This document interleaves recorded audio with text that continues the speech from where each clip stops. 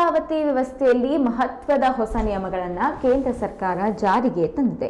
FASTag ಖಾತೆಯಲ್ಲಿ ಹಣ ಇಲ್ಲದಿದ್ದರೆ ಅಥವಾ ನಿಯಮಗಳನ್ನು ಉಲ್ಲಂಘಿಸಿದರೆ ಈಗಾಗಲೇ ಇರುವ ಟೋಲ್ ಶುಲ್ಕದ 2 ಪಟ್ಟು ದಂಡ ವಿಧಿಸಲಾಗುತ್ತದೆ.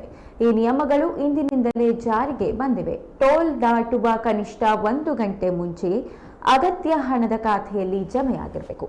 ಟೋಲ್ ದಾಟುವ 60 ನಿಮಿಷ ಮುನ್ನ ಮತ್ತು ಕನಿಷ್ಠ 10 ನಿಮಿಷದವರೆಗೆ ಫಾಸ್ಟ್ಯಾಗ್ ಆಕ್ಟಿವ್ ಆಗಿರಬೇಕು. ಇಲ್ಲದಿದ್ದರೆ ಎರರ್ ಕೋಡ್ 176 ಅಂತ ತೋರಿಸಲಾಗುತ್ತದೆ ಮತ್ತು ದುಪ್ಪಟ್ಟು ದಂಡವನ್ನು ವಿಧಿಸಲಾಗುತ್ತದೆ. ಫಾಸ್ಟ್ಯಾಗ್ ಖಾತೆಯ KYC ಅಪ್ಡೇಟ್ ಮಾಡದಿದ್ದರೆ ಅದನ್ನು ಕಪ್ಪು ಪಟ್ಟಿಗೆ ಸೇರಿಸಲಾಗುತ್ತದೆ.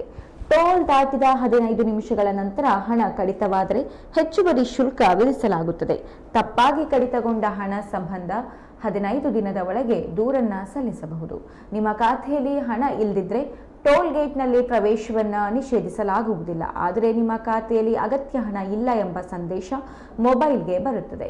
ಈ ಸಂದೇಶ ಬಂದ 10 ನಿಮಿಷಗಳ ಒಳಗಾಗಿ ಹಣ ಜಮೆ ಮಾಡದೇ ಇದ್ದರೆ ದಂಡ ವಿಧಿಸಲಾಗುವುದಿಲ್ಲ. ಈ ಅವಧಿಯಲ್ಲಿ ಹಣ ಜಮಾ ಮಾಡದೆ ಹೋದಲ್ಲಿ ಟೋಲ್ ಶುಲ್ಕದ ದುಪ್ಪಟ್ಟು ದಂಡವನ್ನು ವಿಧಿಸಲಾಗುತ್ತದೆ. ಹೀಗಾಗಿ ಪ್ರಯಾಣಕ್ಕೂ ಮುನ್ನ ನಿಮ್ಮ ಫಾಸ್ಟ್ಯಾಗ್ ಖಾತೆಯನ್ನ ಚೆಕ್ ಮಾಡಿಕೊಂಡ್ರೆ ಒಳ್ಳೆಯದು.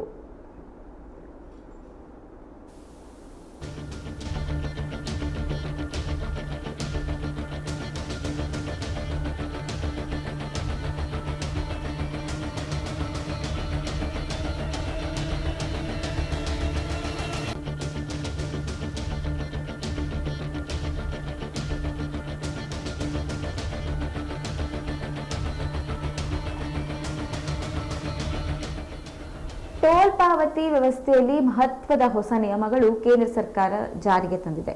ಫಾಸ್ಟ್ಯಾಗ್ ಖಾತೆಯಲ್ಲಿ ಹಣ ಇಲ್ಲದೇ ಇದ್ರೆ ಅಥವಾ ನಿಯಮವನ್ನ ಉಲ್ಲಂಘಿಸಿದರೆ ಈಗಾಗಲೇ ಇರುವ ಟೋಲ್ ಶುಲ್ಕದ 2 ಪಟ್ಟು ದಂಡ ವಿಧಿಸಲಾಗುತ್ತದೆ.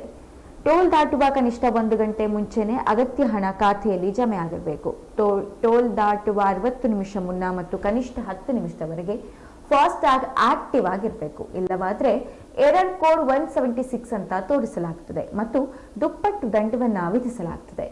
ನಿಮ್ಮ ಖಾತೆಯಲ್ಲಿ ಹಣ ಇಲ್ಲದೆ ಇದ್ರೆ ಟೋಲ್ ಗೇಟ್ನಲ್ಲಿ ಪ್ರವೇಶ ನಿಷೇಧಿಸಲಾಗುವುದಿಲ್ಲ. ಆದರೆ ನಿಮ್ಮ ಖಾತೆಯಲ್ಲಿ ಅಗತ್ಯ ಹಣ ಇಲ್ಲ ಎಂಬ ಸಂದೇಶ ಮೊಬೈಲ್ಗೆ ಬರುತ್ತದೆ. ಈ ಸಂದೇಶ ಬಂದ 10 ನಿಮಿಷಗಳ ಒಳಗಾಗಿ ಹಣ ಜಮಾ ಮಾಡಿದರೆ ಮಾತ್ರ ದಂಡ ವಿಧಿಸಲಾಗುವುದಿಲ್ಲ. ಈ ಅವಧಿಯಲ್ಲಿ ಹಣ ಜಮೆ ಮಾಡದೆ ಹೋದಲ್ಲಿ ಟೋಲ್ ಶುಲ್ಕದ ದುಪ್ಪಟ್ಟು ದಂಡ ವಿಧಿಸಲಾಗುತ್ತದೆ. ಹೀಗಾಗಿ ಪ್ರಯಾಣಕ್ಕೂ ಮುನ್ನ ನಿಮ್ಮ ಫಾಸ್ಟ್ಯಾಗ್ ಖಾತೆಯನ್ನ ಚೆಕ್ ಮಾಡಿಕೊಂಡ್ರೆ ಒಳ್ಳೆಯದು.